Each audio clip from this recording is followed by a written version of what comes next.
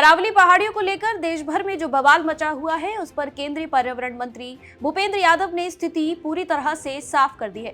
उन्होंने कहा कि अरावली क्षेत्र में किसी भी तरह की कोई छूट नहीं दी गई है और ना ही दी जाएगी। एएनआई को दिए एक इंटरव्यू में केंद्रीय पर्यावरण मंत्री भूपेंद्र यादव ने कहा कि अरावली रेंज सबसे पुरानी पर्वत श्रृंखलाओं में से है। उन्होंने स्थिति को साफ करते हुए आगे कहा कि हम यह सुनिश्चित करने के लिए पूरी तरह से प्रतिबद्ध हैं कि ये पर्वत श्रृंखलाएं हरी भरी रहें।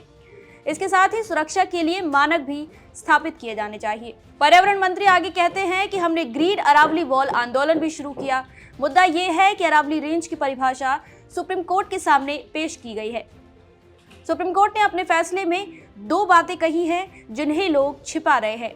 केंद्रीय पर्यावरण मंत्री भूपेंद्र यादव 100 मीटर वाली ऊंचाई के सवाल का भी जवाब देते हैं और कहते हैं कि दुनिया भर के भूविज्ञानी जो भूविज्ञान में काम करते हैं, रिचर्ड मर्फी द्वारा दी गई परिभाषा को स्वीकार करते हैं और यह एक मानक परिभाषा है कि 100 मीटर ऊंची पहाड़ी को पहाड़ माना जाता है और सिर्फ उसकी ही ऊंचाई उसे पहाड़ के रूप में परिभाषित नहीं करती।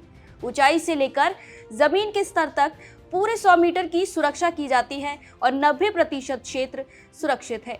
केंद्रीय पर्यावरण मंत्री भूपेंद्र यादव ने आगे कहा कि 100 मीटर का मतलब है पहाड़ की चोटी से लेकर जमीन के स्तर तक और उस बिंदु तक जहां उसका स्थायी आधार जमीन पर स्थित है और जिसमें पूरी संरचना शामिल है। अब तक अरावली क्षेत्र में स्पष्ट परिभाषा की कमी के कारण खनन परमिट में अनियमितताएं थी। वे आगे कहते हैं कि 58% क्षेत्र कृषि भूमि है, फिर हमारे शहर, हमारे गांव, हमारी बस्तियां हैं।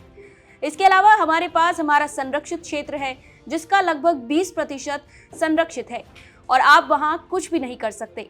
पर्यावरण मंत्री ने अरावली पहाड़ियों के इलाकों में माइनिंग लीज के बारे में भी बात की और कहा कि नई माइनिंग के लिए सुप्रीम कोर्ट की योजना है कि पहले एक साइंटिफिक प्लान होगा, इसमें ICFRE शामिल होगा और उसके बाद ही इस पर विचार किया जाएगा। लेकिन मैं बहुत साफ तौर पर कह रहा हूं कि 0.19% से ज्यादा इलाके में यह संभव नहीं होगा। पर्यावरण मंत्री आगे कहते हैं कि इसी आधार पर परमिशन दी जा रही थी, लेकिन वहां जो हो रहा था वह गड़बड़ी और अवैध माइनिंग थी। मैं हूं आपके साथ श्वेता चौहान और आप देख रहे थे पॉलिटिकल पंचायत।